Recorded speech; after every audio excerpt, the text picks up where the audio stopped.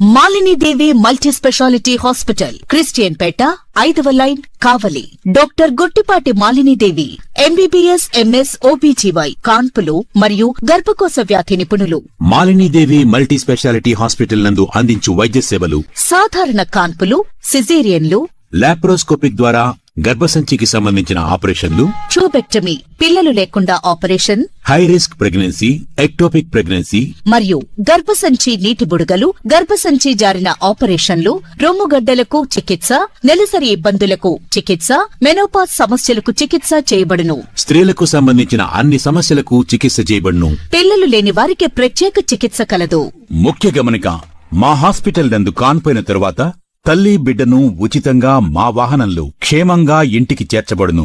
మా హాస్పిటల్స్ ప్రత్యేకతలు: ICU, lab, AC and non AC rooms, 24 గంటలు మెడికల్ షాప్, ప్రతి రూమ్ నందు వేడి నీటి సదుపాయం కలదు.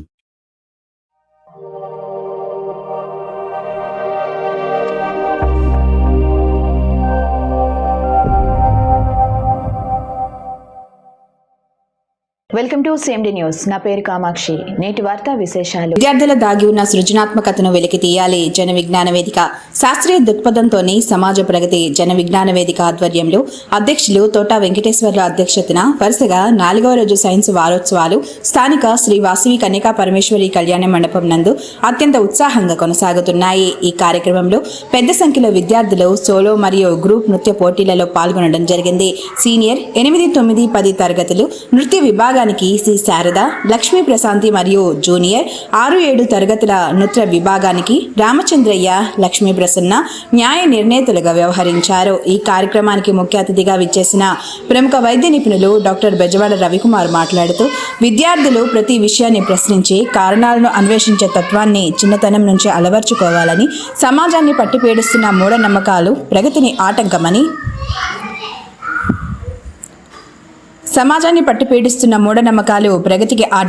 సైన్స్ ద్వారానే వాటిని పారదోలడం సాధ్యమని, పెరుగుతున్న కాలుష్యం దృష్ట్యా పర్యావరణాన్ని కాపాడుకోవడం ప్రతి ఒక్కరి బాధ్యతని, పచ్చదనాన్ని పెంచడం ద్వారానే భావితరాలకు ఆరోగ్యకరమైన జీవనాన్ని అందించగలమని తెలిపారు.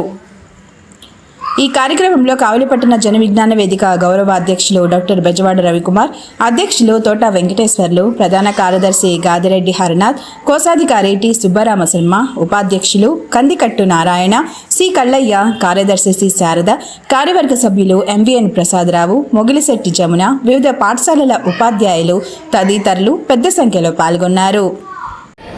జన విజ్ఞాన వేదిక గత 22-30 సంవత్సరాలుగా ఆంధ్ర రాష్ట్రాల్లో సైన్స్ వ్యాప్తి కోసం ప్రయత్నిస్తూ ఉన్న ఒక సైన్స్ సంస్థ.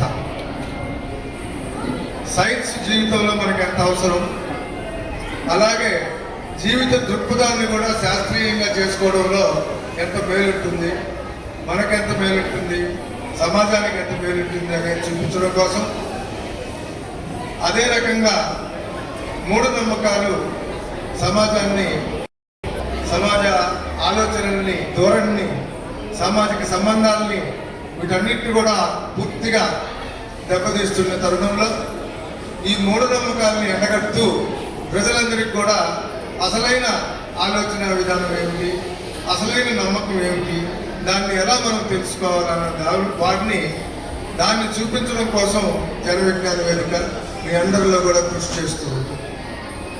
అదే రకంగా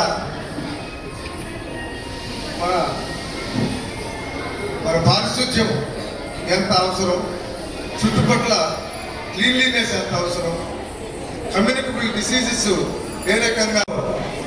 ఫిబ్రవరి 28న జరుగు జాతీయ సైన్స్ దినోత్సవం సందర్భంగా స్కూల్ పిల్లలందరికీ కూడా కావలి వక్తృత్వ, అలాగే essay writing, dances, quiz, science ఎగ్జిబిట్స్ని ఎగ్జిబిట్ చేయడం, ఇటువంటి శాస్త్రీయ సంబంధమైన అన్ని రకాలైన పోటీల్ని కూడా ప్రతి సంవత్సరం జరుపుతూ, ఈ సంవత్సరం కూడా ఆ రకంగా జరపడానికి మేము సంకల్పించినప్పుడు స్కూల్ యాజమాన్యాలు, తల్లిదండ్రులు, విద్యార్థులు అందరూ కూడా చాలా ప్రోత్సాహకరంగా వాళ్ళ పార్టిసిపేషన్ ఇవ్వడం జరుగుతూ ఉంది. దానికి జన విజ్ఞాన వేదిక మీ అందరికీ కూడా విజ్ఞాన అభినందనలు తెలుపుతూ ఉంది.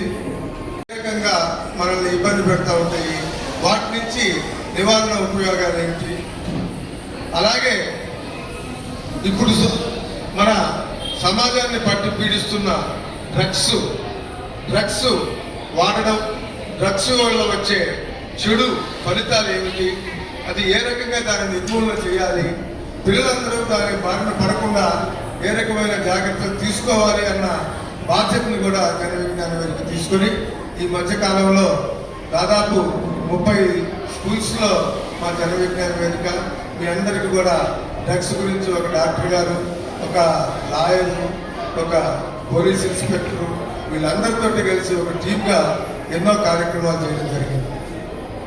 అలాగే వాతావరణ పారిశుద్ధ్యం, వాతావరణంలో తేమ ఎక్కువ శాతం చూసుకోవడం, ఆక్సిజన్ ఎక్కువగా ఉండేట్టు చూసుకోవడం, పరిసరాల్లో చెట్లను పెంచాల్సిన అవసరం, హరితం ఏ రకంగా వృద్ధి చెందాలా అన్నదాన్ని మీ అందరిలోకి తీసుకురావడం కోసం ముఖ్యంగా ఈ 4 రంగాల్లో జన విజ్ఞాన వేదిక ప్రయత్నం చేస్తూ దానికి అనుబంధంగా ఈ కార్యక్రమాన్ని నిర్వహించడం జరుగుతుంది.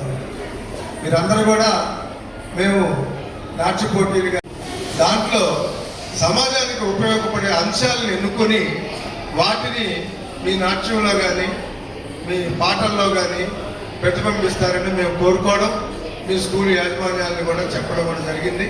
మీలో చాలామంది కూడా ఆ రకంగా వాతావరణ పరిశుభ్రాన్ని కానీ అలాగే మిగతా అన్ని విషయాలను కూడా చర్చిస్తూ, ఇందాక కూడా నేను 2 పాటలు చూశాను, డ్యాన్సులు, చాలామంది అదే రకంగా వచ్చారు. మీ అందరికీ కూడా జన విజ్ఞాన వేదిక తరఫున మరొకసారి విజ్ఞాన అభివృద్ధి తెలుపుకుంటూ మీరు అందరూ ప్రైజులు వచ్చిన వాళ్ళు రాని వాళ్ళు అందరూ కూడా ఫిబ్రవరి 28వ జరుగు జాతీయ సైన్స్ దినోత్సవం అందరూ రావాలి. మీ తల్లిదండ్రులు కూడా తీసుకురండి.